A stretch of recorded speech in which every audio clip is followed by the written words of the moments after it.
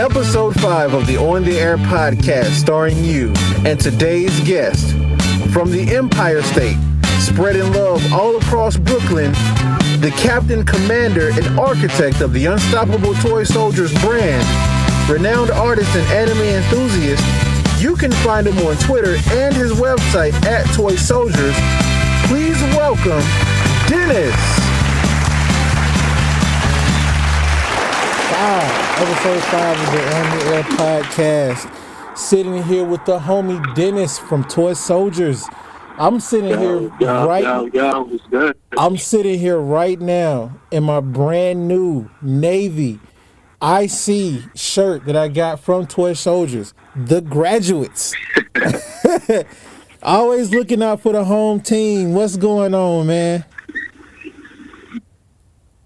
Yeah, I'm chilling, out here just chilling, just trying to think of good with it. That's all. Cool, man. So how about you? How you doing? I'm good, man. So you calling me from the park? I mean, we talking from the park.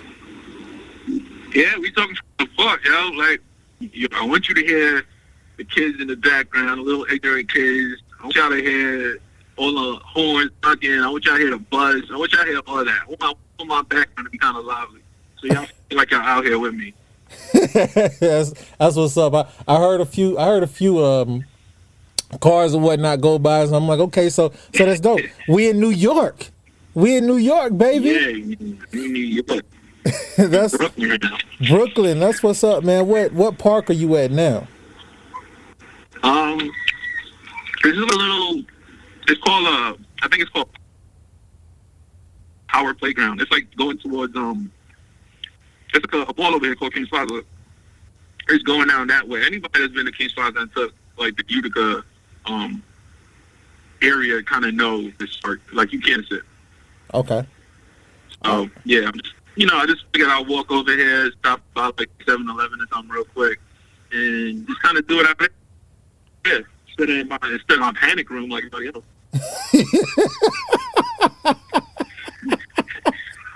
Let's jump right into it, man. All right. Toy Soldiers, the website, started in 2010. My question is, when did you first start kicking around the idea for it? To be honest, when the whole thing kind of got started, it wasn't even really my idea to start. What I used to do was, and knows me, like really, really knows, like, I would say, like, back then, I mean, I still am, but I was like a really, really heavy sneaker, and I was really into like skateboard stuff. Like, I like all the colors and stuff like that. So I always like the art and stuff like that. Mm-hmm. So I would design a shirt myself that I would wear with the sneakers, and I never really thought anything of it. And it wasn't until I want to say I got on Tumblr. And I would like post like some of the T-shirts that I did. And one person like asked me, they were like, "Yo, where'd you get that?" And I was like, I just made it. And they were like, "How much did you sell it for?" And that kind of just blew me away. I'm like, I don't sell them. I just make them for myself. And like after that, like I like regularly, like they would hit me up, like just trying to like push me, like, "Yo, you should really sell this stuff. Like, this is kind of dope." And I mean, I'm not gonna knock my own talents. Like, I know, like, I'm good, but I never, yeah. I mean, I never thought of it that way. Like, like I would sell stuff like that and people want it. Like, it was, it was like a really odd concept. It's like, to me, it was dope, and I just did it for me, like internally, but to give it out to people to wear it, like I never really thought of it on that level. And they just kept pushing and pushing and pushing, and then eventually I was like, all right, fuck it, I'll just do it. So, yeah, that's kind of like how that kind of got started. And it wasn't, I would say, like, for the first year, it was just me feeling it out. Because even though after I got, like, the first sale and all that, like, I still remember all that till this day. It was still, like, I was just being a realist. Like, I mean, like, I was going fresh into, like, clothing on that level, like, designing for myself. And if you don't know the ins and outs, like, you got to be real. Like, like you read, you do research, and people will tell you like, you know, like a lot of people end up bombing their first year, you know, so you just have to keep like I'd rather stack the negatives and stack the positives, so that way like I'm always prepared. So going into that, like it was still like I was still trying to feel it out, see like where I kind of fit with that, and it really kind of took me that first year and like experience and stuff like that to kind of like get a hang of the whole selling clothing. And you know, like I'm happy with like the progression, definitely. Like starting from like I always go back and like look at where I started and where I am now, and I'm definitely proud. Absolutely, like definitely proud. Do you remember what that first design was that caught somebody's attention? That sold the first. You mean like the first one that sold, or the first one that was like, you know, people wanted to know if I sold it or not? Yeah. All right, the first one that caught people's attention was like a which is kind of funny because I'm actually wearing like the Nintendo type hat right now. It was like this Mario joint that I did, and at the time I definitely didn't know about copyrights and all that shit. So it was definitely something I made for myself. So it was like this old school Mario arcade type thing. It's probably still on Tumblr if I look it up, and I'll probably have one in the closet somewhere. And yeah, it was like an old school. It was just like old school, like Princess Toadstool. So like you literally saw the princess, you saw Mario, like they were like coming out like this explosion type thing. It was cool, like it was pretty colorful, like people really felt it, and that's what caught people's attention. The first one that actually sold, man, I had that design somewhere, but the crazy thing is, like I found out, because usually when you sell things, like they'll give you like a referral link, like where it came from, and somehow it came from like a Beyonce website, which was so hilarious to me. Like I had the Beehive support me before there was a Beehive. Yeah, that was so crazy to me because I was just like, yo, Beyonce, like what? But yeah, like it was definitely like it kind of had like a little LA influence to it. I can't remember the exact name of it because I've done so many since then, but if I could definitely pull it up, like if I was in front of like my computer or something like that. But yeah, that was definitely a big day because I kind of thought of it, kind of like I mentioned earlier about like referrals and stuff like that, and people telling you gotta kind of prepare for the work. So honestly, that first sale took 2 weeks from the time that I officially started, like putting it out there for people. It took 2 weeks to get that sale, and I will never forget that email. I was just like, wow, like somebody actually thought it was dope enough to buy. And it was like ever since then, it was like, you know what, we gonna do this. We gonna do it. Because I mean, I've always been into art, drawing, all that stuff, but I've never like sold clothing with that art. So it was a little different. But you know, it was definitely like something I won't forget. How many designs did you launch with? Damn. I started with 5. Like that, and that was in itself hard for me because like I always wonder like like different artists' process and like how long it takes them to put things together. It really doesn't take me that long to create something that I'm happy with. For the most part, there's always 1 or 2 things, but that was difficult because I was like cooking them out, man. Like it was like on some sweat house shit. Like I was just cooking out like 10 designs a day. Like, yo, nah, this is hot, this is hot, this is hot. And then like to scale it back, and be like, nah, I'm just gonna put out 5 and see how people react to it. That was difficult because I like putting stuff out like regularly. And yeah, like I started with 5, and I wish I could remember exactly what the design was. That was the one that sold, and it just bugged me out. You ever thought about bringing back some of your earlier designs and kind of, I don't know, like selling them under like a retro tip?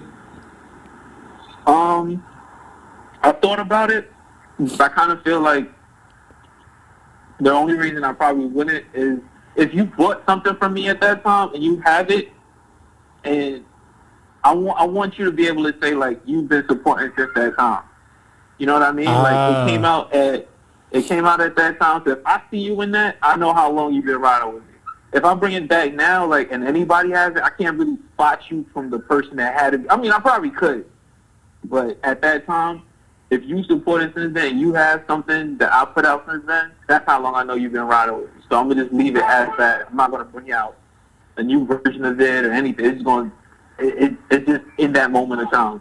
Now I feel like shit because I didn't buy something first day. No, but I mean, you definitely had my support since day one, man. But it's like, I kind of want to tell you on the low, you know, send me an earlier shirt, bro. Oh man, that's awesome. How did you come up with the name Toy Soldiers? Yo, I would tell you, like I tell like everybody, yo, the hardest part I think of coming up with like a company or something like that is definitely the name. Yes, And yes, absolutely. Yo, it is one of the hard, because the name, it can break or make it, like, you know what I mean, like, so it's like whatever you choose, like, it's got to be something that hopefully it means something to you, and Yeah. you know, you can market it. So, like, the way the name honestly came about, like, I struggled. Like, I really struggled for that first, like, before even, I would say before I officially launched the brand, I would say, like, that first month and a half, I literally went at it every day trying to figure out what can I call this thing that I'm getting ready to do. And, you know, I started looking up, like, different influences. I started, like, just trying anything to kind of, like, pull a name from somewhere. And what actually, the way it came about was I honestly started pulling things from, like, you know, childhood years. And one thing I had a lot of as a kid was Toy Soldiers. Like, I had it by the garbage bag amounts, because they used, like, I mean, if you find somewhere that sell it now, you could definitely get like 20 of them joints for like $1 in like the same bag, the same way I packaged it and everything. And we was definitely broke. Like, I was poor, like, so, like, I didn't have like all the super fly toys at the time, but I could still have like 40 army men and wild for the night. Like, I would have like my whole little army, and it was still all good. So, like, you know, just drawing from that, like, it always meant something. I figured, like, I would use the name Toy Soldiers, but then even on, like, a business tip, it's kind of hard to just market the full name, because if you just type in the full name, you're not going to be on that list of, like, searches, because the name is such a common name. So that's why I ended up taking the vowels out, because then I figured, like, if I take that out, it's going to be more unique to me. And but you still pronounce it the same way. Exactly, and people can identify you by that. Exactly. That was actually going to be my next question. Why is it stylized like that? So in the process of coming up with names, because trust me, like, in trying to come up with names for the podcast, like, I had an idea for the podcast for a long time. You know, I used to do those interviews on the IC. So the thing was, I kind of wanted to bring it back in a different form, but I couldn't think of a name, so I know all about that process. When you were coming up with the name Toy Soldiers, what are some of the names that you came up with before you settled on Toy Soldiers, if you remember? Wow, that's tough. Like, that's a really good question. I probably have it written down in a book, scribbled somewhere. But it's like, I think the only variation of the name was, at first it was called We Are Toy Soldiers. And, like, I used that on, like, I think it was like Blogspot or something like that. Mm-hmm. And then, I remember that. To just go to, see? Yeah. It's probably still, that Blogspot is probably still up there somewhere. Yeah. So it went from We Are Toy Soldiers to Toy Soldiers to cutting the vowels out. But before that, man, I can't even tell you, because it was more like I was so hard on myself. Like, if I didn't like the name, I just got rid of it right there on the spot. Then I just kept going until, like, I found something that I could work with. So, like, it's probably so far in the back of my head, like, I honestly can't even imagine calling it something else, to be honest. That's how you know you have something. When it's like, when you get to it and you're like, you know what, this is this. And you couldn't even, like, it's one of those things, when you see it, you know it. And it is you. And it's like, this is what was made for me. And so it's like, even now, if I'm watching TV and that movie Toy Soldiers come on, I don't know about anybody else. I'm like, oh, it's the homie Dennis Pay him his royalties. Yeah, and that was part of the process too, because I wanted to take something that wasn't so like obscure that it was kind of I still wanted to take something that you heard of, but make it mine. Cause like I would think of like logos, like you think of the McDonald's logo, you can't make up the McDonald's logo with anything. You see that M, you know what that M is. Exactly. You're not thinking anything else but McDonald's. So I want when you see that Sand Soldier face, like like even if it's not the Sand Soldier face, you go to the park, you go anywhere, you see a random toy soldier looking up on the ground or something, you think of toy soldiers. Like that's what I want. Exactly. And you know what's so cool about it? Because we're going to talk about Sam Soldier in a second. I know for me, like anytime I see that logo somewhere, I kind of feel like that's the homie. Like he's spreading out. Like he one of us. You know what I mean? Like we feel like we feel like we got a quote unquote soldier out there in the field. And it's like, we do everything to try to help and get that out. That Sam Soldier face is iconic to you. Like you don't think it's hard to like you don't see that face and not think about Dennis. So when did you come up with the Sam Soldier face, the logo? Yo, let me tell you, I think the best way to put it was like I think this is like a really like going real left. Like I know you've seen like the commercial with everybody seen that commercial with like Michael Jordan when he was talking about how like maybe he made it look too easy. Yeah. And like when you look at Michael, when you see him playing the court, he make it look so effortless, but you're not there like in the gym with him like for the hours and hours that he practiced on those fadeaway jump shots that he make look so easy. And it's like for me for the logo, like when you see it, it looks so simple. Exactly. But I literally spent, and that's like no lie, I've definitely spent at least 4 to 6 months on that logo. That's crazy to me because I've never taken that long to do anything. Like it was just a hard process to figure out how can I make something that represents the name of the brand. When you see it, you know it's part of the brand, but at the same time, it's simple. And it really took me forever to do that. I started off with like the obvious thing, which was like, the shape of a toy soldier, but that was common. And yeah, I've never spent so much time to put together a logo for anyone, including myself, as I did for that toy soldier logo. Like it really took forever. But I mean, that's cool because like it kind of felt like it was the brand. Like I want every year the brand to feel like it's evolving into like wherever it's supposed to be. So like every year, like if you came on in year two was totally different from what it was year one. It's still the same brand, it still has the same feel, but it's more polished. So every year I want it to feel a little bit more polished. So by the end of the first year when I officially had the logo, it's totally different from what it was when I very first started to now.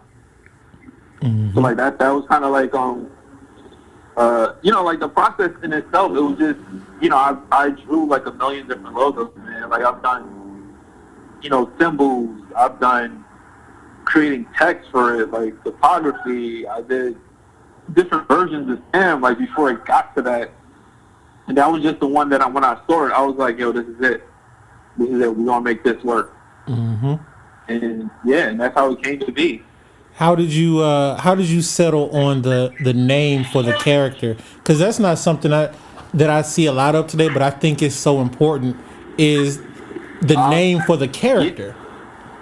Yeah, like that definitely. I was definitely inspired by I don't know if you follow like the brand The 100. They're a pretty big brand, like out of LA, like streetwear brand, and their mascot name is Atom Bomb. Which is actually kind of funny because if you look at the actual concept of the mascot, it's a bomb.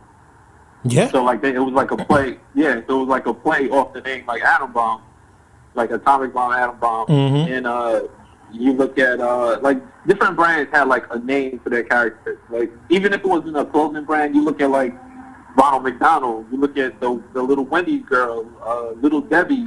Like everybody had like a name for that character. So it's like I wanted not to just give the brand a logo, but to give it something that would draw you into like a character that you felt was like me creating a world for that brand, like like its own little planet. This is like the ambassador of the planet. Yeah. So like the name in itself, like I wanted to come up with something that was catchy at the same time that you can say it's not like it's something too complicated. And then I needed it to kind of have like maybe feel a little military, but not too like not too like over militant, empowering. Yeah. So like I figure like Sam, like I was definitely thinking of like around like a G.I. Joe type feel, but not too cheesy in a way. So like I wanted to play, like I just wanted it to roll off your tongue. So like I figured like Sam Soldier, like it's simple, like it's a three, like you can't make it any shorter than 3 letters. Like that's simple. Like, if you can't remember like just Sam, like I don't know. You ever thought about putting in, because I saw on the website, the Toy Soldiers TV, you ever thought about having the character Sam Soldiers in like a little web series for himself? I never actually gave that any thought, but that'd be kind of cool. I think the only thing is like it would definitely take some time for me to figure out how I would want him to sound. Yeah. Because like I don't know, like it would have to be like the perfect voice for him, and I don't know what that is yet. Oh, okay. But I mean that's like I kind of figure I just leave him, like him when you see him, but to give him a voice, I don't know, not yet. But that's definitely out that idea though. It's kind of that'd be kind of cool. It's kind of like how like the Pink Panther, right? So we all grew up with Pink Panther, and he he didn't talk. He just came in with the smooth jazz music, and that was that, right? And the jazz hands and everything. Yeah. So when they finally gave him a voice, like in the mid to late 90s, I'm not gonna lie, like I was kind of disappointed, like yo, like yo. But you know what that's like? That's like when you see someone online, you see their picture, and then you hear them talk, and then your head is like, yo, that's the voice I have. Like what the fuck is this? Like you don't sound like how you're supposed to sound. Right. You're like voice catfish. Like this is not how you're supposed to sound. Voice catfish. That is. So like that, I don't really want that effect. So like until I could kind of figure out what he should sound like, I'm gonna just let him stay quiet. Like he don't need to say nothing. I got him. Yo, and it's like what was so crazy about that was the music. The reason why I'm still a Pink Panther fan is because of the music. But they even tried to like remix the music up, and I'm like, yo, I don't need that. You already messed up the voice. He already sound mad weak. Like, and what's crazy is every other character on the show kind of sounded like what I thought they would. So yeah, just in general, I think you gotta kind of know what your limit is. Yeah. For when to fold your cards. Like, if you have a good thing going, just kind of rock with it. Like, that's one thing I always kind of hate about certain companies. Like, when they just kind of take one thing too far, kind of like what we were just saying with the Pink Panther. Yeah. If it's been working for you this way for so long, and it's gonna continue working that way, just stick with it like that. Like, it doesn't need to change because you might change it and make it worse and actually hurt the brand.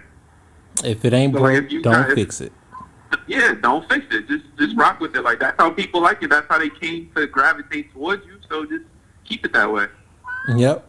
So back to the site itself. So toysoldiers.com is more than just a store. Like there's a blog on there, and we'll talk about that in a second. Video things of that nature. So what was your vision for the site when you first started? Because right now it's more than just, like I said, more than just a store. So what take me kind of through that process and what you wanted the site to be, and has it truly realized that full vision yet? Initially, when I started, it was definitely just, I mean, I won't say it was just closed because I definitely had a blog at the time. Mm-hmm. I would say the site is really just an extension of me. Like, it's everything I like. Like, and I think when it comes to like clothing and stuff like that, it's kind of boring for me. I feel like if you want to take people, like, not just, I don't want to say take people's money, but you want them to be a part of what you're doing. You know what I mean? Like, yeah. you want to make them feel like they're a part of whatever it is. They're not just buying clothing; they're buying into what you're doing as a whole. Mm-hmm. And like I was saying earlier about like Sam being like an ambassador for his own planet. That's how I kind of see like the whole Toy Soldier thing. Like it's his own. I won't say universe. It's his own planet within the universe of like fashion. Like it's his own thing. Right. So you come to visit the planet.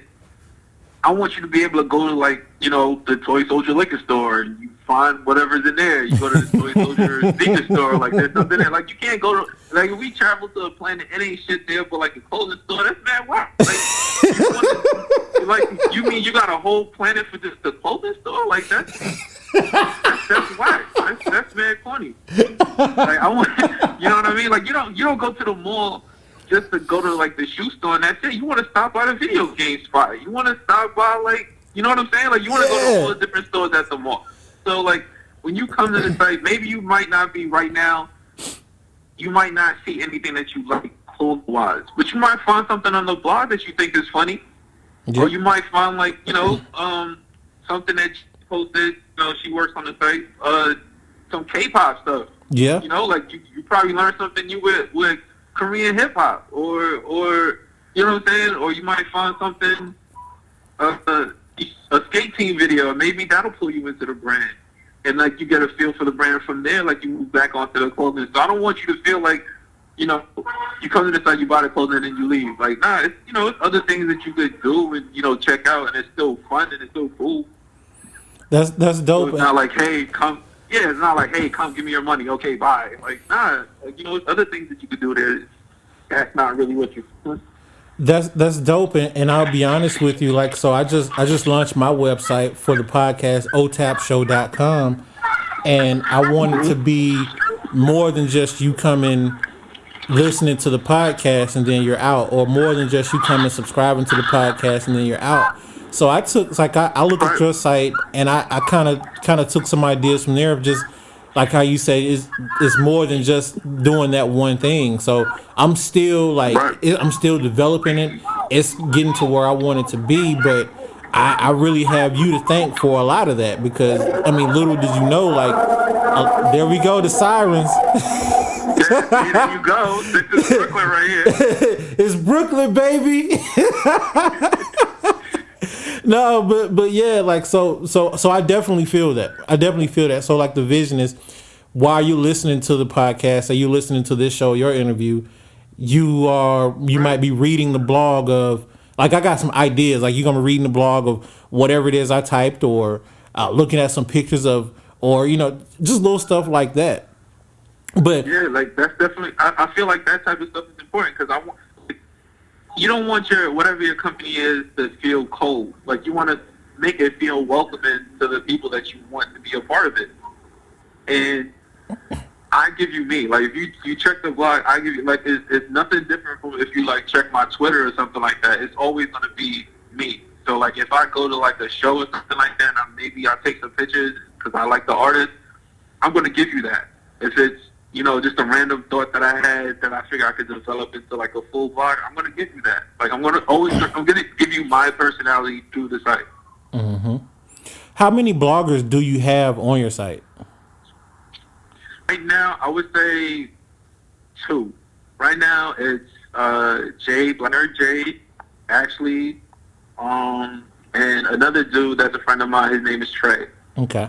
Like I just kind of took him in, but she's been with me for a while. I want to say for a while. Like I mean, like what, like 3 years? I think she's been a part of it. I think that's about right. I remember when she dropped the first video and when she dropped the her first blog. Shout out to Ashley. That's the homie.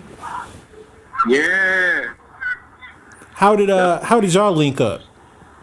How did that come to be? How did that happen? Yeah. I think at first, like, it was just, like, when I was doing the blog, it was just me. Like, like I said earlier, it was just me giving you my personality. I think I reached out to her, actually, because I felt like she had such, like, the personality for it. Because if you know Jay, like, like, she's really into, like, anime. Absolutely. Like, she, it bleeds through, like, when you see her, like, it's in her name. Like, I mean, it's Black Nerd J. Like, it bleeds right through. So I think I reached out to her and I asked her, like, like, would you want to, I'll let you go wild. Like, I mean, like, I never try to put restrictions on what people could put on the site. Like, just kind of give people whatever it is that you love, just kind of go out. Like, she would hit me up and be like, well, I want to do this or do that. I'm like, yo, just do it. Like, at this point, like, I know who you are and your personality and what you bring to the table. Just do it. You don't need me to green light it. Like, yep. Just give the people you. And that's cool.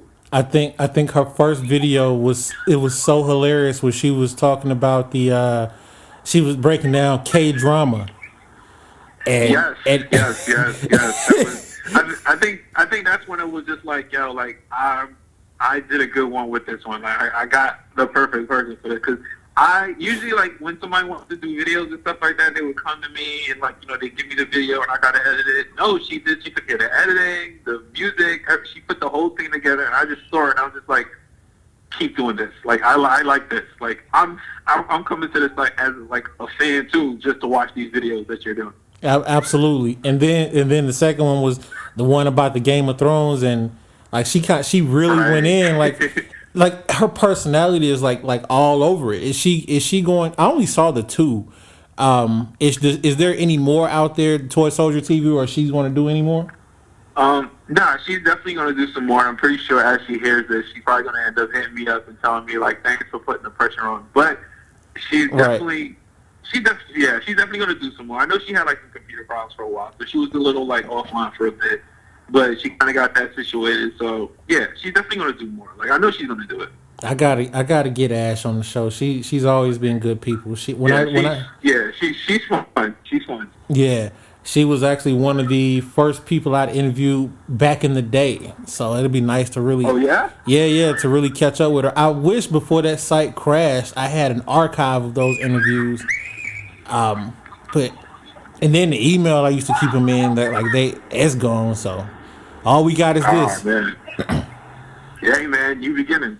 So back to the shirts and things and the different items on your site. Like I've seen slippers, I've seen like pants, stickers. So yeah. when you know what kind of inspired that though? I think it was somewhere around year 2. And I didn't want to be known as just a t-shirt brand. The t-shirt guy. Yeah, like, you don't want to get pigeonholed. It's kind of like acting. Like, you don't want to just be, I don't know, like the guy that played Captain America. You don't want to be Chris Evans. Yeah, the dude Chris Evans. You don't want to get stuck in a role, and that's all people ever like know you for. Yeah. So I didn't want the brand, because I mean it was still growing. Like, I mean, we're talking like year 2, and this is for like the long haul. I don't want that impression for everyone to go forward just to be the t-shirt guy or the t-shirt brand. So I think it was around, like, I mean, at first, like, it was a little frustrating, but then it's like, at least they know you.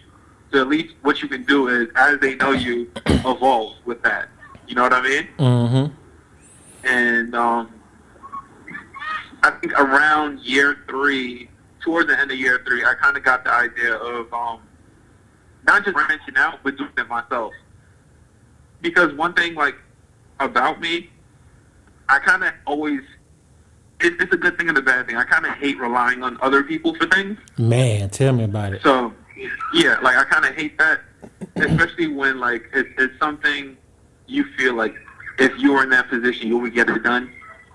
So when it comes to, like, clothing and things like that, like, I mean, anybody that has, had t-shirts printed, like, by the book, they can kind of tell you that, let's say I have a design and I take that to, like, a print company and I say, what is the minimum that you guys print? Usually they would tell you 24 t-shirts for that one design, right? Yeah. So then you kind of gotta figure out, all right, how many sizes of each should I get for this design? And that's now on the, like, first, before you even do that, you come up with the design that you like. And in your head, this is a great design. Now you got to figure out on the business end of that now, how many of each size did you get printed, before you sell it, because then you don't want to end up selling, I don't know, like let's say 5 in large or whatever, and then you have more people asking you for large, but out of your 24, all you bought was 5 large, and now you got all these smalls, but nobody that likes that design is a small. So now you're taking a loss. You know what I mean? Because you're not selling those smalls. You're just selling the large. Like that's the people that, for whatever reason, that particular design, they like the large. So, you know, thinking about all that, it was just like, yo, man, it would make more sense if I could just do this myself somehow. And that's kind of where I went into getting the equipment, and that took a while, like getting like all the equipment. So now, I would say literally 85% of the things that you see on the site, I do it myself. So like, I get this. So wait. So for instance, I'm on the site and I'm looking at the Wolves and Sheep's clothing shirt. You're saying that you print that shirt, you press that shirt, you size it yourself, and you package it? On everything. Wow. And that was pretty much, yeah, that's part of what I want overall for the brand. Like, I wanted to have that homemade touch. Like, this was not made in a factory somewhere by a bunch of like 10-year-old kids for like 15 cents. Like, no, I do this. Like, I get the orders, and you know, I take it to the lab. I get the ink, get the t-shirts, I print them up, I press it, I take the wrinkles out if I can, I package it, and then I go to the post office and I mail it out. That's dope, because when you get it, like it definitely looks like, you know, it was, and not to say you're not a professional, because certainly you are, but it looks like it came from a press shop. You know what I mean? Like it has like the logo, and then you have the tag. Like, that's awesome, man. Yeah, like I do all of it. Like, because I want you to feel like, you know, this was made for you. Like, this wasn't like, usually when I get ordered, it's not like I have like a stock of like t-shirts already printed. I print it for you. So like when you give me that order and you say you want this, that, and the third, then I'm gonna go print those for you. Like, it's not like it's just sitting there like, you know, in storage somewhere just waiting for you to order it. No, I print it for you. So everything is done handmade for you. Like, whatever shirt you have, I took time out and I made sure to get that done for you. So that's like when, because we've tripped about this a couple of times, how I can't find the right size that I want, and you was like, no, I got you. yeah. Like, I went out and I got that 2X. I had it shipped specifically for you, and I got it done. That's why you the homie, man. So that's why, like, that's why I tell people, like, you know, like, I do take a lot of pride in doing it, because the fact that I can do it myself, it kind of gives me a little bit more flexibility. Like, I couldn't tell you, like, you couldn't come to me and say, like, well, you know, you don't have any 2X in the site, and I need like a 2X in this, and I wouldn't be able to, if I wasn't doing it myself, I would literally be able to tell you, like, yo, I can't do it because I ordered 24, and the only way they're going to give me another order is if I make another 24 orders, like another 24 t-shirts, just to get you that 1-2X. But if I'm doing it myself, I can do it pretty much as long as I have time. So how much running around is that for you, like, to make it so personal for the person? Like, does that eat into how cost effective it might be?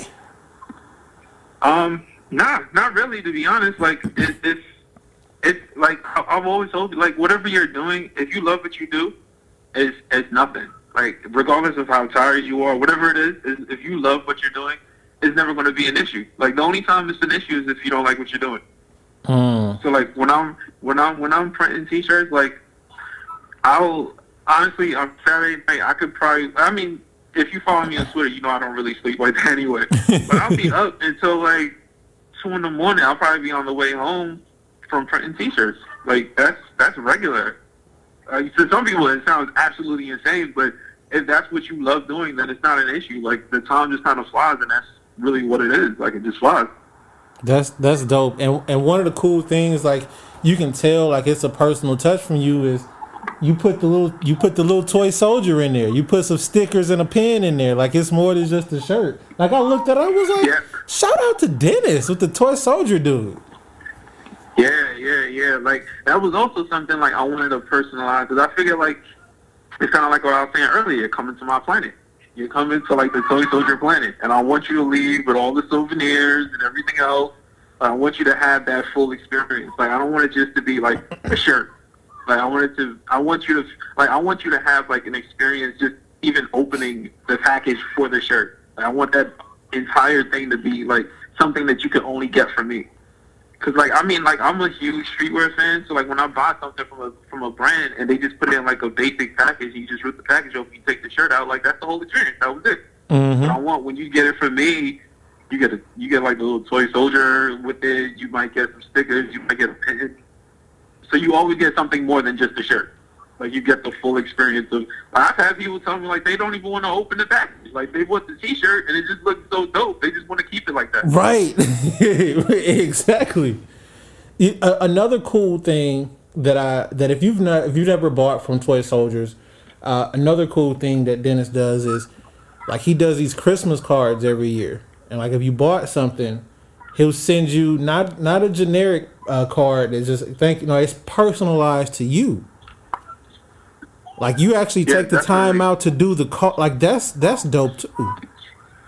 Yeah, I mean, like just like I keep saying, like you're coming to my planet, and I want you to feel like you're a part of the brand. So like if I know you on some sort of level, like either it could be personally or like I follow you on Twitter and I kind of got an idea of what your personality is, then I'll try to customize your card for you. Like I'll take time out and something. You said something and it just kind of resonated with me and I've kept it all this time, then I would create your card based around whatever that thing is. Just basically a thank you, because I mean you don't have to buy from me. Like you could buy from some other brand or something. But I want you to feel like you're a part of whatever I'm doing. Okay. When you have a shirt on the site or a particular style, how long do you let that style stay up? Sometimes it depends. Like I might put something up and maybe it's selling really well. And it sounds crazy, but if it's selling really, really well, I might take it down. Only because from a business aspect, you want to kind of have people ask you about it and kind of build that buzz around whatever it is. So like, and I definitely learned that from like, bigger brands or brands that I personally love. Like if you look like at a Supreme, like Supreme could probably sell 400 of a design and they would tell you they would only put out 200 of it. Specifically because they want people to like feed for it in a way. You know what I mean? Like not like drugs or anything, but they want you to be like, oh man, I can't believe I missed out on that. I'm not going to miss out on the next drop or whatever. So like they would purposely undersell something that they could easily oversell. So like it depends on the design. Like it might just be, it could be a number of things. It could just be like when I look at the page or the front page, maybe I feel like it's been there too long. You know what I mean? Like I want you to still, every time you come to the site, I want the first things you see, I want it to still be fresh.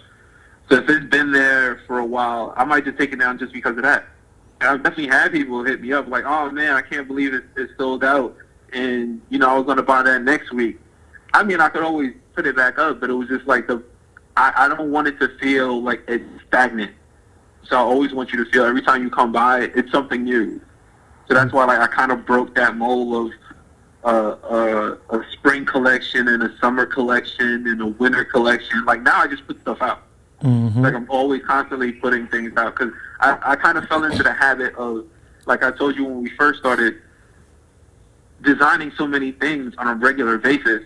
And then I kind of, like the business aspect kind of falls in and kind of tells you like, you don't want to put too much at once and overwhelm people.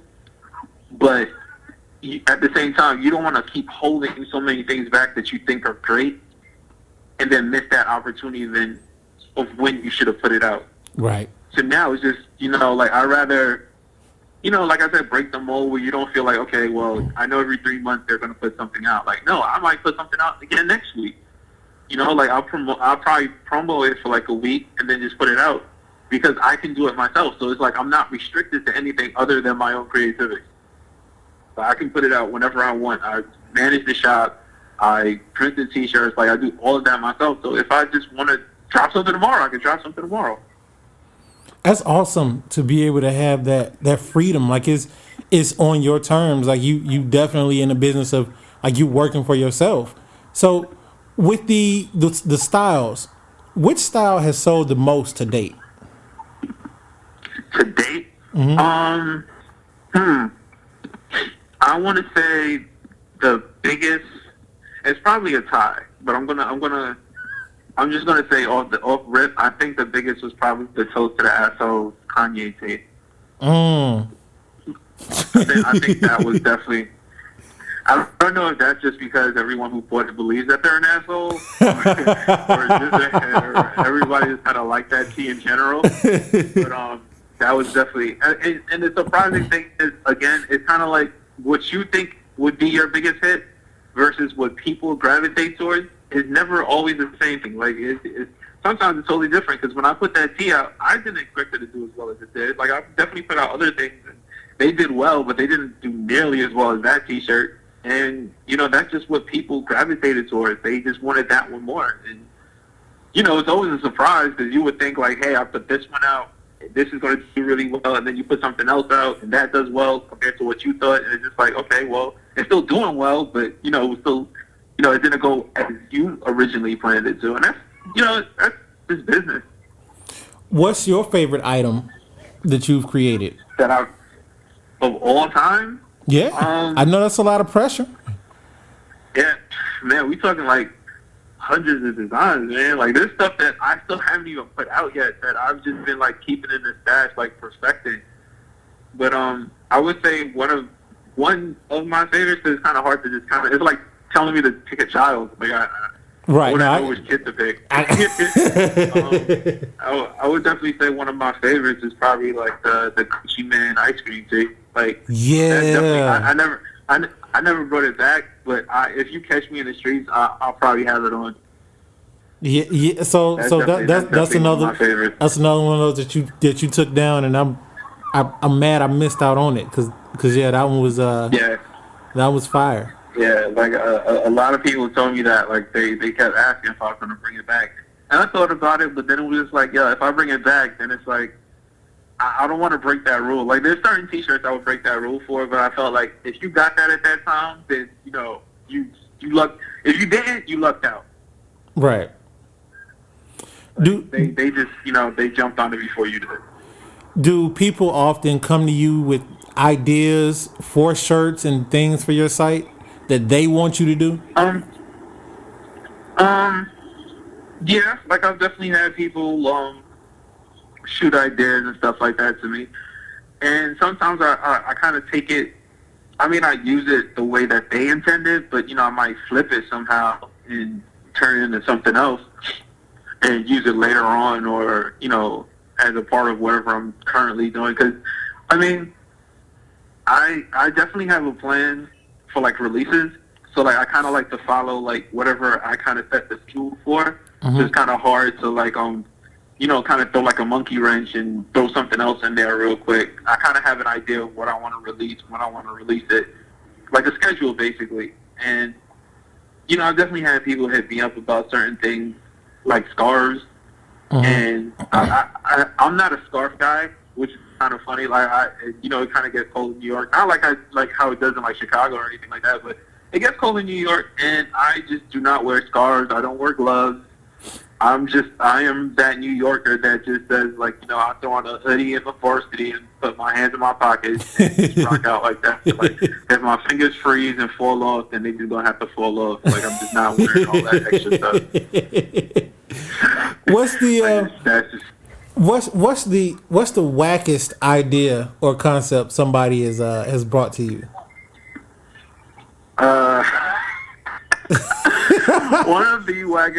One of the wackest things somebody ever told me that I should do was, I think, get fedora hats. And I'm not going to knock anybody that wears fedora hats in any way, shape, or form. But I'm not Freddy Krueger, so I don't see myself pulling off fedora hats. Like that's just not gonna rock. Like you're not gonna catch. Like if you catch me in a fedora hat, you have my permission right now Anybody that's listening to slap that shit right off. Like, I am not wearing fedora hats. I'm not putting out fedora hats. Like, no. You're just not going to see that from me. It's not something I would wear. Like, that's another thing too. Like, I'm not going to put out anything that I think is whack. Like, if it's something I put out, trust me, I'm going to wear it. Like, I'm not going to put it out and be like, I'm not going to touch that. Like, it's not going to be something that I wouldn't be willing to wear. Like, if I'm not willing to wear it, you're probably not going to see it. Has any of your merchandise, any of your items, is it for sale in any stores anywhere? No, and I'm going to tell you why. Like, at first it was. I had it in this shop at Lower East Side, New York, and I definitely had people ask me that a lot. Like, why don't you put your stuff in stores and things of that nature? And the reason for that is kind of what I went back to telling you about earlier. Like, the way I package my things, I want it packaged like that. Like, I don't want you to go to the store, like, because then the store experience would be totally different from the site experience. And I want it to all be the same thing. Like, if you go to the store right now and you buy, I don't know, any T-shirt, they're just going to put it in whatever bag that they have and then just kind of send you on your way. Right. But when you buy it from me, you get that experience. Like, you get the whole packaging, everything. So unless I come up with some sort of contract or deal with somebody to release the way I release it on the site, you're probably not going to see it in stores. Unless it's like I do like a pop-up shop in a store, and, you know, for that day or 2 days or however long the contract goes for, and I can personally package it, or I get people to personally package it the way I release it, I kind of don't want that from you, because then I want you to feel like if you're getting it from me, you're getting it the way that I envision it should be released. Okay. So that's definitely a reason why it's kind of like that. So you're like almost 5 years into the game with the toysoldiers.com. Like, I think in July will be year 5, right? Okay. Yeah. So at this point, it's more than just a hobby. Like, has the site taken over your day job? Like, is this your employment? It hasn't fully taken it over, but it's something where you have to engulf yourself in it, because it's a part of you. Like, I feel like any business, like, it's hard to have a business and call it part-time or a hobby, or, like, after you've invested hours, you've invested money, you've invested sleep, like, you've invested like a lot into whatever it is, it's part-time. It's not part. It's full-time. Like, it's a full-time job, and it's not even like a 9 to 5 job. It's 24 hours. Like, you're always thinking about it. Like, how can I make this better? How can I, take it to another level? What can I do to expand? What should I do with it this week? Like, it's always going to be something that you're thinking about to improve on it. So, like, even from year 1 till now, like, it's always been that way. Like, it's a 24/7 job. Like, it's probably always going to be a 24/7 job. Because, like, where I am now, I would definitely say I'm blessed with it, because, like, I've seen companies come and go, like clothing brands and stuff like that. I've seen people put stuff out, and either they fell out of love with it, or it didn't do as well as they thought, or, you know what I mean? But for me, like, going in from the beginning, I always felt like, like I said earlier, like, I stacked the negative versus the positive.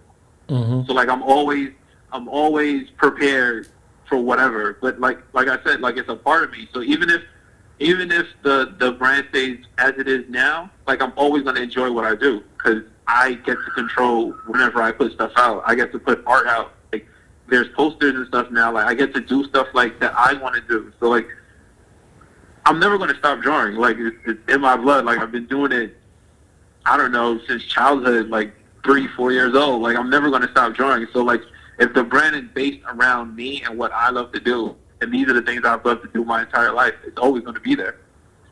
Okay. Cool. So let's dive into that a little bit. So not only are you, like, just awesome at the site itself and the way you go about it and the way you do your business practices, but you also are a very skilled artist. So when did you first start drawing?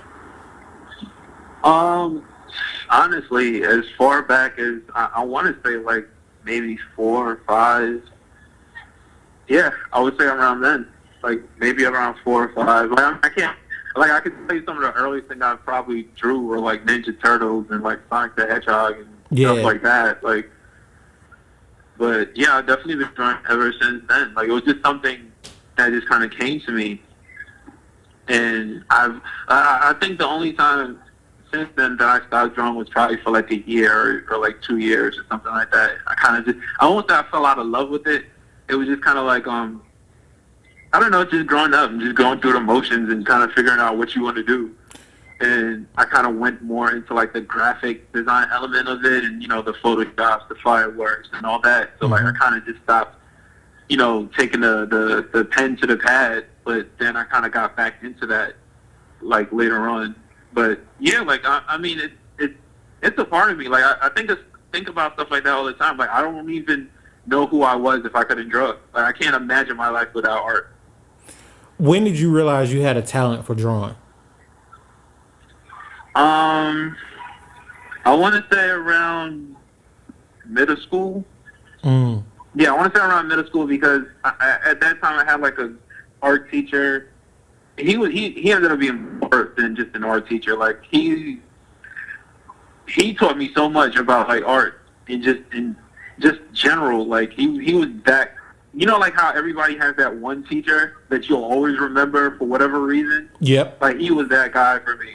Like I learned things that, you know, like you learn later on in life about like shading and perspectives. He was teaching me this in like middle school, like 5th grade. Like I was learning things that, you know, you don't learn to perfect until like later on in your life. Like I was so familiar with it because he was showing me, and that's one thing. Like I'd rather like learn from experience than like read it in like a book or something. Not that there's anything wrong with that, but I like seeing it because then I can like copy whatever it is that you did and then find my way around that and, you know, customize it for me.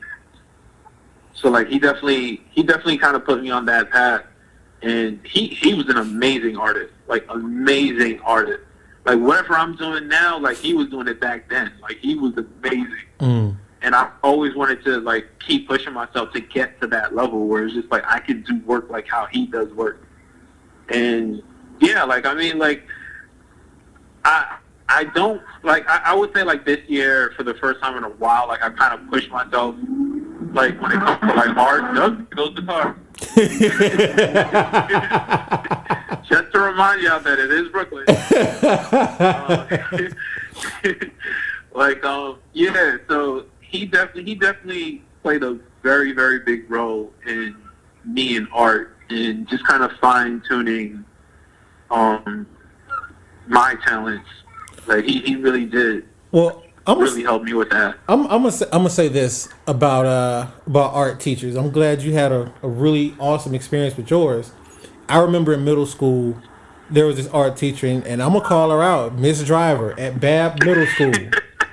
So Miss Driver. Yeah, that was her name, Miss Driver. So check it out, right? So there were 2 major drawings that we had to do. One of them was to get on like this.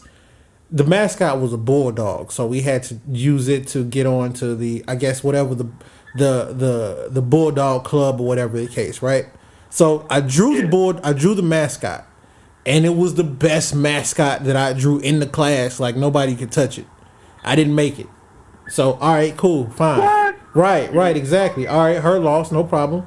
So the second one, so we had to draw this conceptual forest scene or something like that, and I drew mine I drew mine from the angle of like it was the trees. I put some snow on the ground. I had the light coming through. Like it was perfect.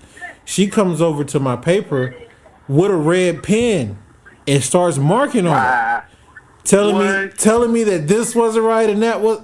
I was heated. I wanted to turn my stuff in and quit then and there. So I'm glad you had an awesome experience with yours. Nah. I definitely like he was definitely like looking back at it, like there were kids that weren't at least at that age where like maybe a few of us were at that level that we were at talent wise. but he still never made them feel like they couldn't do it. You know what I mean? Right. Like, it was probably about 5 of us that were, like, really, like, top tier, probably for just that age, in that area, that school, whatever. And there was still, there were other kids, and he never made anybody feel like, you're trash compared to these kids. Like, he still, gives you, like, criticism, like, fair criticism. Yeah, but he wasn't marking on your paper. He wasn't. Oh no, he wasn't doing anything like that. Like, it was still fun. Like, he wasn't taking any. I don't even think I could handle anybody just taking a red pen to some art that I just did. Like, are you insane? Exactly. That's like the Animaniacs episode where your boy she wrote the F on his hat, and he got and he got mad pissed off. Like, don't do that. Yeah. Is there anywhere that, like, do you sell your art? Other than just the designs on your shirts and the designs on the pajama pants and things, like, do you sell your art pieces, period? Nah. You know why? Like, it is because it's different. Like, with art, for me, like, it's so personal. Like, even when I do things, it's how can I put it? I forgot the interview that I heard, but it was kind of like the way the guy said it. It was, art is for when you can't find the right words, like, you use art. So, like, whatever mood I was in when I created whatever it was, it expressed something that I couldn't say in a way. So, like, it's always going to be, when I look back at it, I'll always get that feeling that I had when I did that piece. So it's hard for me to give that piece away to somebody else when I know what it means to me personally. You know what I mean? Mm-hmm. And since it's not something that you can, if it's an original piece, you don't want to, like, I don't know how it feels selling copies of it, because if I'm going to sell the art, I'm going to give the original thing, and it's hard for me to get that original because of whatever it means to me. Right. Because I definitely, just being a fan of art, it's just really hard to give. It's like saying, hey, like, I know you got 10 kids. Which one are you willing to part with? Exactly. None. Like, I want all my kids. So, like, I want all my. It sounds stingy, but I want all my art. Like, I just want to have it, because I never think of it like, oh, I could probably make this amount from this piece. Like, nah, it means something to me, so I keep it. It's hard for me to give away art. Like, unless I'm making it specifically for you. If I did it for me, because that's what I'm usually doing it for, mm-hmm. It's hard to part with it. I honestly still have stuff from middle school, like, that I still have till today. I've done pieces where I had to do, like, comics and comic books and stuff like that, and I still have all of that stuff. It's probably packaged away, but I have it. I know if I need to, like, look it up, I can find it. Were you the kid that was always drawing, like, on your parents' stuff, or drawing on the wall, or drawing on every piece of paper that they had? Nah, honestly, like, I always had, and I think I probably would have been that kid if I never had that art teacher. He kind of gave me that structure. It was like, get an art book, get an art pad, mm-hmm. and just put everything in the art pad. So, like, I definitely had tons of art pads where it's just random work. Like, I would show people some of the stuff that I was doing in, like, 4th and 5th grade, and they're like, "Are you serious?" Like, and I'm like, "Yeah, like, this is the work I was doing at that time." Because one of the reasons why he said that is because at least you have everything together. Like, if you just draw here, you draw there, you end up losing things because it's all loose. Mm-hmm. But if you keep it all structured in one place, you can always go back and put it up like the whole photograph or something. Like, it's you know where everything is. So I'm always thankful for that, because I would have probably been that kid to just draw wherever, and just put it up there and then lose it. And I would just have the memory of it instead of the actual physical copy. How supportive are your parents and or your siblings in what you're doing with the site and art and all of those things?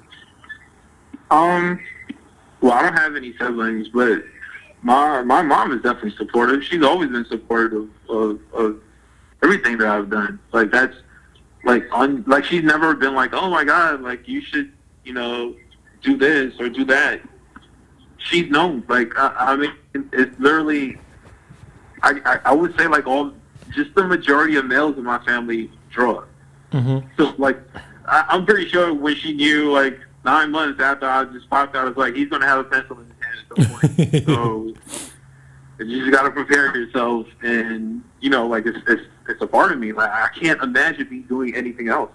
Like it's almost impossible for me to sit here and just be like, I could have just been like I don't know, like a mechanic or something. Like, nah, this is what I love to do. Like I've done it. I've done art in every.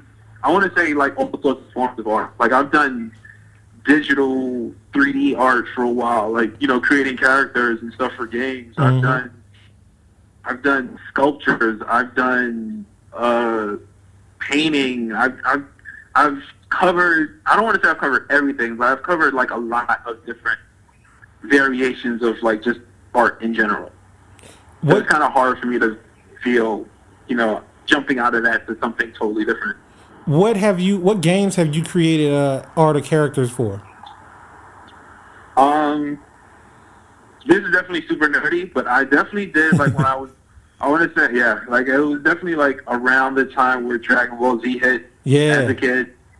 And I was definitely that kid where it's just like, there used to be like, I don't know if it was like I don't think it was an official game, but at the time people were making like, their own versions of like fighting games and stuff like that, where it's kind of like, you can play like on the computer and stuff like that, and what you could do is create like what they do now, like you create like a modification of a character. Yeah.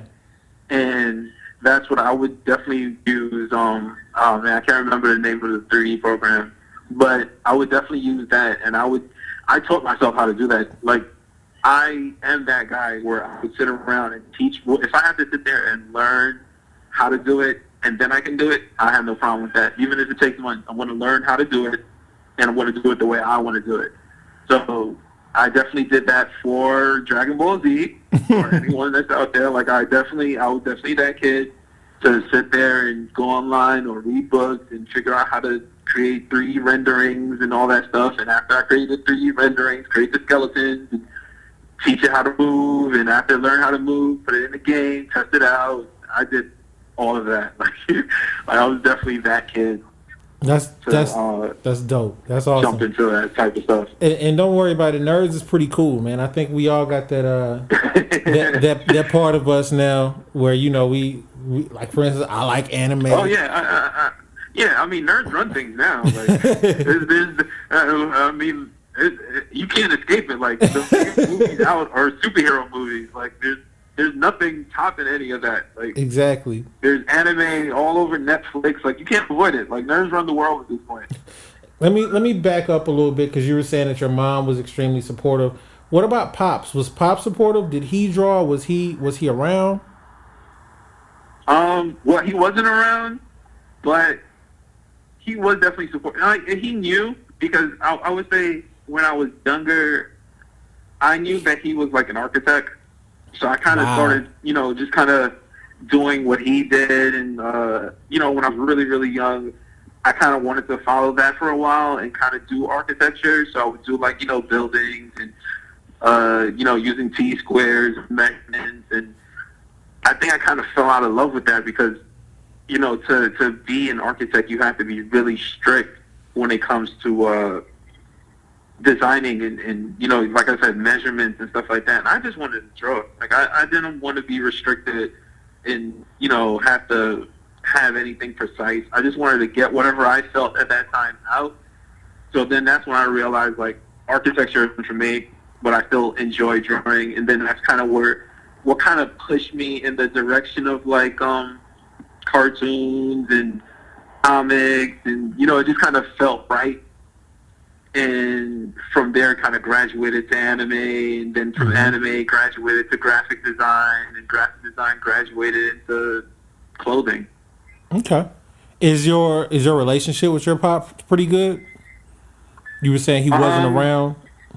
Nah, I won't, like, some people would say like I won't say it's bad, but I won't say it's great either because we don't communicate. But it's not because I don't like him or anything. It's just he's just not there. Like how some people will tell you, how can I put it? Some people will tell you, I missed having him around. Having that male figure there and stuff like that. I don't know. Maybe I'm just wired different, but I find it, and I don't mean this to sound, weird or anything, but I don't see myself missing something that I don't have.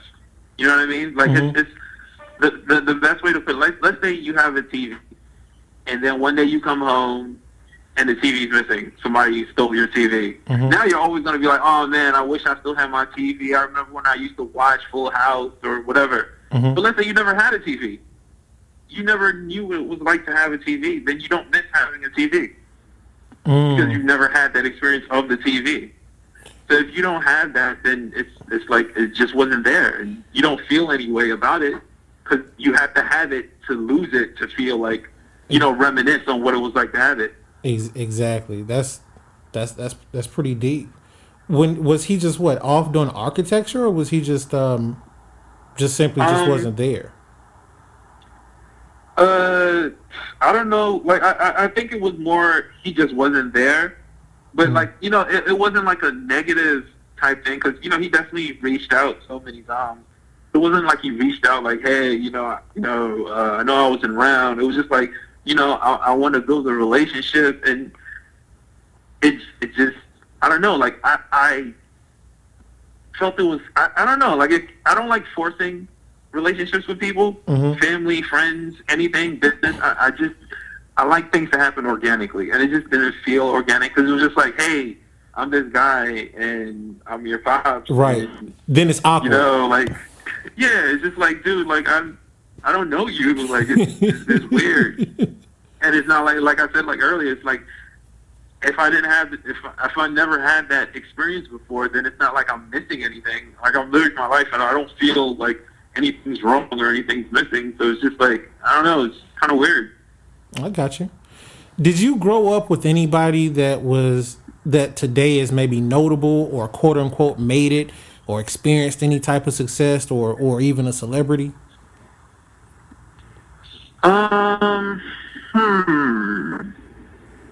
Not that I can really think of. Like, so you're that dude now. Like some people will tell you, but I don't feel that way. Like I said, like we're doing this interview in the park, so like I'm pretty grounded. We're doing this for anybody that's watching. We're doing this interview in the park. I just had a slushie and a sandwich from 7-Eleven, so I'm still pretty regular, pretty grounded. Like not that I could think of. Like I like to think I keep my circle pretty small.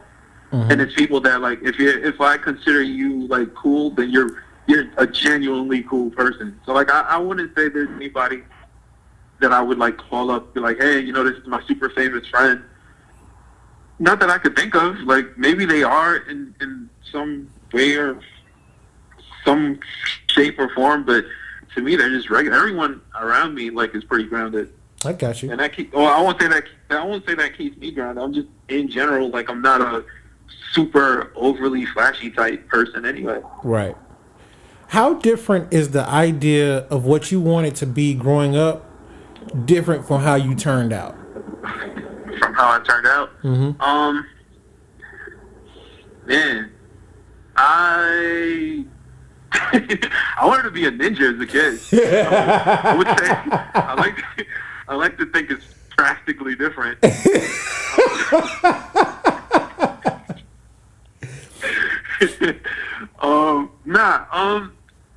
In the art scene, like I would say, like it's still in the ballpark. Because other than a ninja, like I definitely wanted to do comics and stuff like that.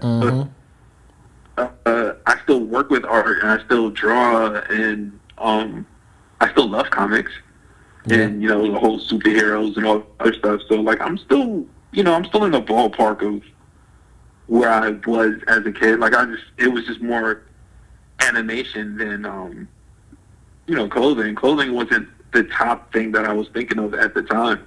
I mean, I still love clothes and all that. I just never thought on in the aspect of making it myself and selling it. Like I would still make it because I've always made T-shirts and stuff like that for myself, but never with the intention of selling it to other people.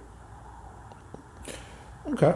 In high school, who were you in high school? Were you the kid? Were you that a super artsy kid in high school, or like what circles did you travel in?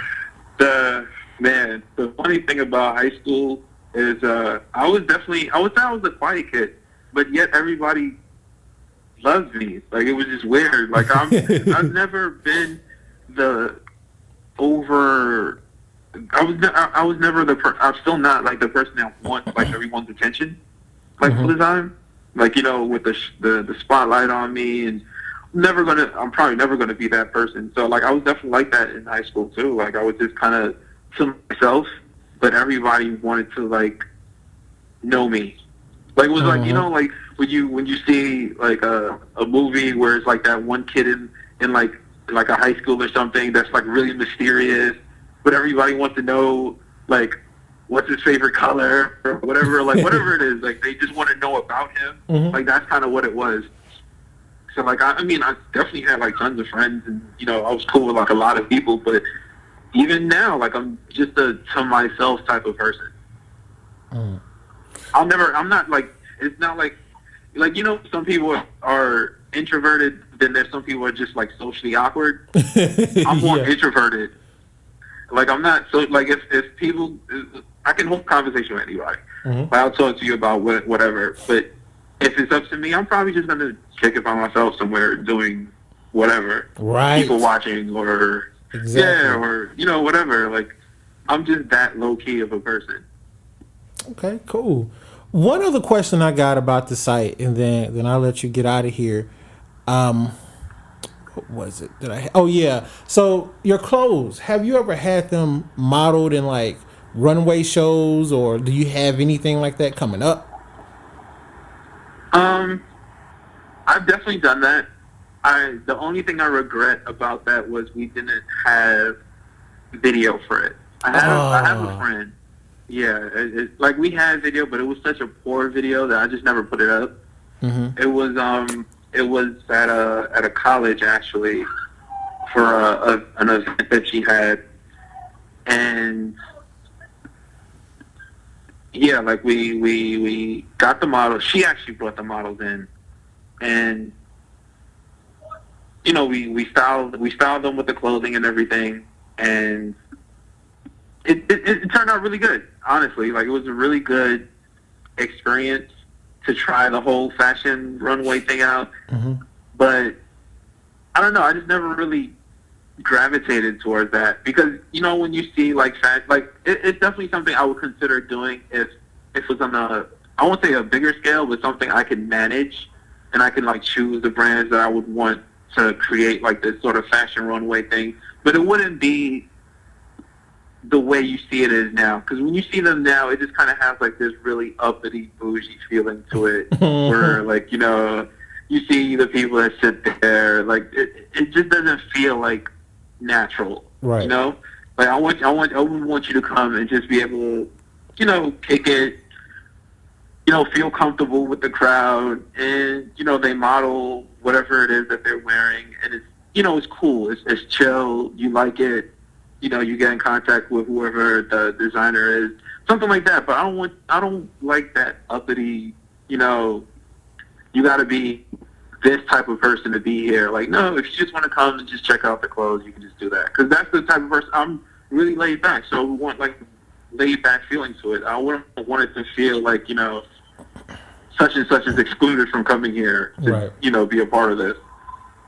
All right, cool. But, all right. Yeah.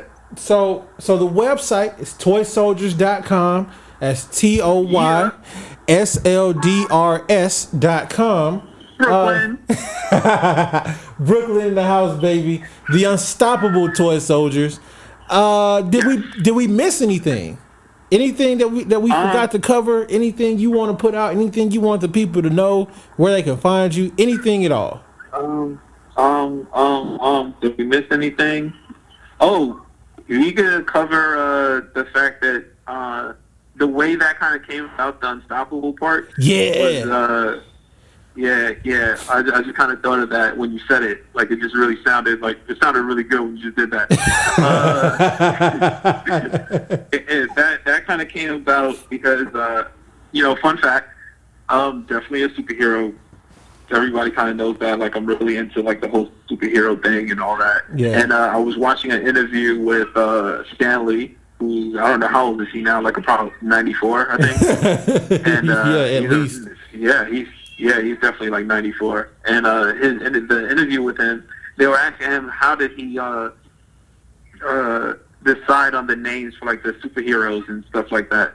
And what he said was, when he came up with the superhero names, he had to figure out a way to make them sound bigger than what they were, or make them sound like out of this world. So that's why, like, if you're in the comics, you see Spider-Man, it's not just Spider-Man. It's the Amazing Spider-Man. Or the Spectacular Spider-Man, or the Uncanny X-Men, or the Unstoppable Juggernaut. Like, everything had, like, a bigger attachment to that name to make that character bigger than what the character was. So that's kind of how the Unstoppable part came, because then it's like I kind of modeled that. That's literally modeled after his idea of superhero. So the brand itself, like, I gave it that Unstoppable to give it that superhero feel. Because, like I said, like, it's an extension of me, and these are things that I like. So when you say the full name like that, it sounds like, this could be a comic, like The Unstoppable Toy Soldier. Right. I actually think the next shirt I get from you is probably going to be the Unstoppable Toy Soldier shirt. Yeah, that's how that that kind of came about. Even the way it's worded, kind of like on a wave curve sort of thing. It's made like that to kind of copy what it would be like to be on a comic book cover. Absolutely. Anything else you got for the people? Yeah, I don't know. Like, anybody that knows me, you can find me on Toy Soldiers at toysldrs.com. That's really it, man. Like, anything else, like I said, like, I'm pretty nerdy. I could probably keep you guys here, like, for hours talking about nerdy stuff. I'll say that on Twitter. That's really it. Like, I'm just a out there person. Like, I definitely have people ask me, like, a lot, if I'm on drugs or something. Like, I don't take any drugs. For anybody that's wondering. Why do they ask you that, man? Literally, the conversation I had this past week was, have you seen your tweets? And I don't think, your tweets are hilarious. Go out there. Like, I would definitely think of some things that, maybe people think that it was drug influence, but it really isn't. And, like, I think, like, it was, I was actually offended one time, because I was like, man, like, if this is how I am sober, like, and you think this is drug influence, like, what do you think of me as a person? Like, I must really come across as someone that's high, like, 24/7, but I really don't smoke. I do drink, but I don't smoke. And, I'm pretty normal, I think. Yeah, my thoughts are out there. You tweet what's on your mind. Like one of the funniest things that I like, what you just tweeted a little not long ago. If you're a mime, it's texting breaking the code. Like that's yeah. Like those are legit questions. Like those are things, like when I'm sitting around, like I just kind of think about, like, man. I mean, yeah, it's a little weird, but, it just kind of comes to mind. But that's how, like, the designs come to mind, too. Like, it all comes from the same place. Mm-hmm. Exactly. All right, well, cool. Follow him on Twitter, at Toy Soldiers. It's the homie. Oh, yeah, we forgot the promo code. Oh, yeah. You see, you don't have to squeeze the promo code somewhere into the middle of it. But...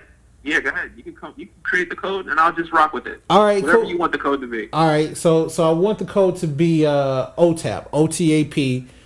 For that stands for On the Air Podcast. The podcast is On the Air Podcast, starring you. So what discount are you gonna give the people for listening to the show? I'm gonna give the people a 20% off discount. Okay, cool. You guys heard How it about here. that? That's awesome. Guys, listeners of the show, use the promo code OTAP, that's OTAP, on toysoldiers.com, and you'll get 20% off your overall purchase. Yep, there you go. All right, cool. All right, that's it, guys. I don't have anything else for you. That's Dennis, the homie. Like I said, I'm sitting here in my unstoppable toy soldiers. Brooklyn Peace. all day. And we're about to be out there. Peace. I'd like to thank our guests for coming on today. And if you'd like to be a guest on the show, send an email to otap@writeme.com. Follow the conversation on Twitter by searching the hashtag OTAP. That's OTAP.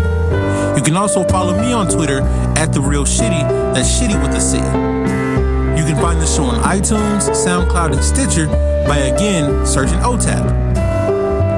On behalf of our guest, I'm your host, Corey, and I'll see you back here next week on the Air Podcast, starring you.